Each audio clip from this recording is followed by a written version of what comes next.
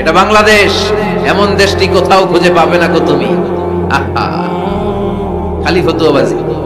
একজন বলছিল বাংলাদেশের জাতীয় খেলা হাডুডু কেন, আরেকজন কয়ের কারণ বাংলাদেশে কেউ কারো ভালোটা সহ্য করতে পারে না। একটা উপরে উঠতে ছেলে সাইড দিয়ে ঠ্যাং ধরে টেনে নামায়। হাডুডু খেলা দেখছেন? একটা সামনে গেলে সবাইকে কাবাডি কাবাডি কাবাডি কাবাডি করে ঠ্যাং ধরে, খালি বাগেরহাটে কাবাডি নাই মনে হয়, দেখছেন কিরকম খেলে? একজন সামনে গেলে সবাই ঠ্যাং ধরে নিচে নামে। এটা এই দেশের জাতীয় খেলা। এদেশে কেউ ভালো পথে হাঁটতে চাইলে, উপরে উঠতে চাইলে, কল্যাণের পথে আগাতে চাইলে তার বিরোধী শক্তিরাও ঠ্যাং ধরে নিচে নামাবে। কেউ কারো ভালোটা সহ্য করতে পারে। আর ফতুয়াবাজি, তুই কাফের, তুই মুনাফেক, তুই মুশরিক, তোর দাদা কাফের, তোর শ্বশুর কাফের, তোর বেয়াই কাফের। ওই কাফের বেয়াই মারা গেলে ওরে যেখানে কবর দেয়া হবে, ওই কবরের উপরে যে ঘাস উঠবে, ওই ঘাস যে গরু খাবে, ওই গরুর যে দুধ খাবে, ও কাফের। কথা কন, খালি ফতুয়াবাজি। এই ফতুয়াবাজি থেকে আল্লাহ তুমি আমাদেরকে বাঁচাও। আমরা যেন হৃদয়টা প্রশস্ত করে একে অপরকে মুসলিম ভাই মনে করে বুকে টানতে পারি। আমরা খালি পিছাই, সর, বিশ্বনবী আসছে কাছে টানার জন্য, আমরা খালি পিছাই, খালি অন্যের দোষ খুঁজি। নিজের মধ্যে যে কত দোষ, নিজের মধ্যে দোষের শেষ নাই, ওইদিকে কোনো চিন্তা। অনেকেই বলে যেটা দেখি না তা মানি না। যারা স্রষ্টাকে বিশ্বাস করে না তারা বলে আনসিন ইজ নাথিং, যেটা দেখা যায় না এটা বিশ্বাস করি।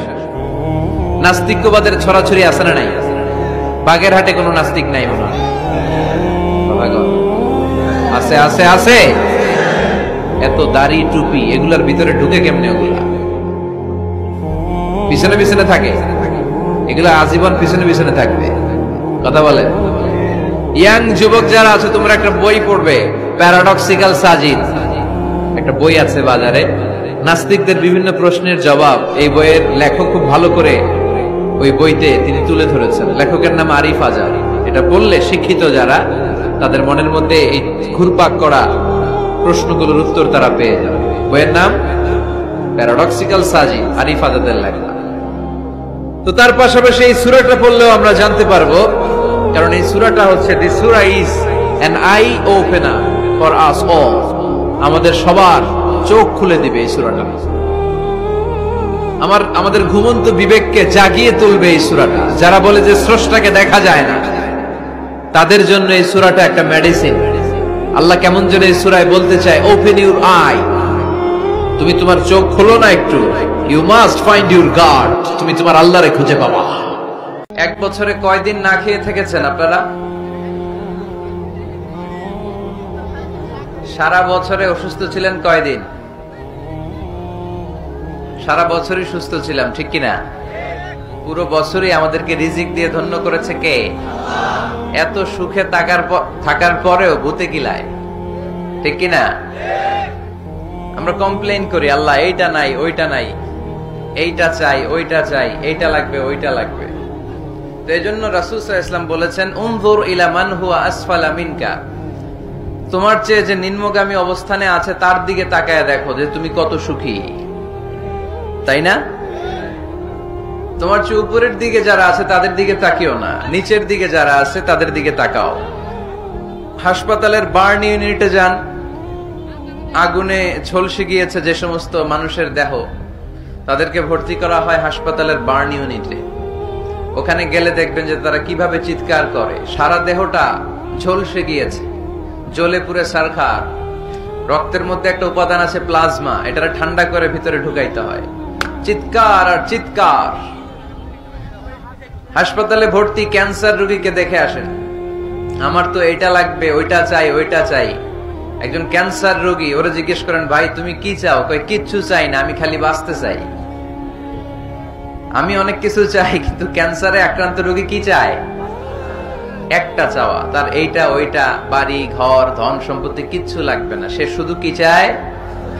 বাঁচতে চায়। এজন্য বেঁচে যে আছি, এজন্যই পড়তে হবে আলহামদুলিল্লাহ। মাবুদ তুমি যে বাঁচিয়ে রেখেছো, বেঁচে আছি আলহামদুলিল্লাহ। এজন্য সবসময় আলহামদুলিল্লাহ পড়তে রাজি আছেন তো? কারণ হিউম্যান ডিমান্ডস আর আনলিমিটেড, মানুষের চাহিদার কোনো শেষ নাই। আছে? নারী আছে বাড়ি চাই, বাড়ি আছে গাড়ি চাই, এটা আছে ওটা চাই, ওটা আছে সেটা চাই। আল্লাহ রাসূল সাল্লাল্লাহু আলাইহি ওয়াসাল্লাম বললেন, ওয়ালাইয়ামলা আফাহু ইল্লা তুরাব, কবরের মাটি তোর মুখে ঢোকার আগ পর্যন্ত তোর এই চাই চাই স্বভাব কোনোদিন থামবে না। লাউ আন্না লিকুল্লি ইবনি আদম ওয়াদিয়ান মিন যাহাব আহাব্বা আন ইয়াকুনা লাহু ওয়াদিয়ান। আল্লাহ রাসূল সাল্লাল্লাহু আলাইহি ওয়াসাল্লাম বললেন, বনি আদমের প্রত্যেককে যদি একটা করে জান্নাতের স্বর্ণের পাহাড়ের মালিকও বানিয়ে দেয়া হয়। স্বর্ণের পাহাড় দেখছেন আপনারা? টাঙ্গাইলে আছে নাকি? আমিও দেখি নাই। তো এই স্বর্ণের পাহাড় প্রত্যেককে যদি একটা করে আল্লাহ মালিক বানিয়ে দেয়, তারপরেও আমরা প্রত্যেকে আরেকটা পাহাড়ের মালিক হওয়ার জন্য ট্রাই করব। স্বভাব। আসলে সমস্যাটা কি? স্বভাব। মারামারির দরকার আছে না নাই? মারামারি যদি ইসলামের পক্ষে হয় তাইলে সমস্যা নেই, মারামারি যদি আল্লাহর জন্য হয় তাইলে সমস্যা নাই। কথা বলেন। বিশ্বনবী সবসময় মার খেয়েছেন, শুরুর দিকে ডিফেন্সিভ অ্যাটিটিউডে চলেছেন, কিন্তু যখন আক্রান্ত হয়েছেন তখন কিছু মার দিয়েছেন। কথা বলেন। আল্লাহ বলেন, ফাদরিবু ফাওকাল আনাক, গাড়ের উপরে মারো আর গিরায় গিরায় মারো। সুবহানাল্লাহ কইবেন না? তো ইসলাম ডিফেন্সিভ অ্যাটিটিউডে বিশ্বাসী। আক্রমণের শিকার হলে প্রতিরোধ করে। মার খেতে খেতে দেয়ালে পিঠ ঠেকে গেলে তখন ইসলামও দুই একটা মারে। কথা কন। কিন্তু শুরুতে ইসলাম আক্রমণ করে না।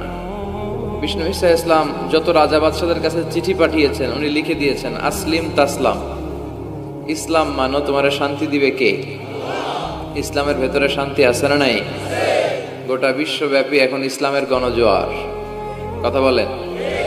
দেখবেন অন্যান্য ধর্মের লোকেরা কালিমা পড়ে পড়ে মুসলমান হতে শুরু করেছে, তাই না? তো যেই ধর্মের দায়িত্ব নিয়েছেন এক আল্লাহ, যে ধর্মের আওয়াজকে আলোকে প্রজ্বলিত রাখার ওয়াদা দিয়েছেন আল্লাহ, সেই ধর্মের অগ্রযাত্রাকে কোনো শক্তি ঠেকায় দিতে পারে?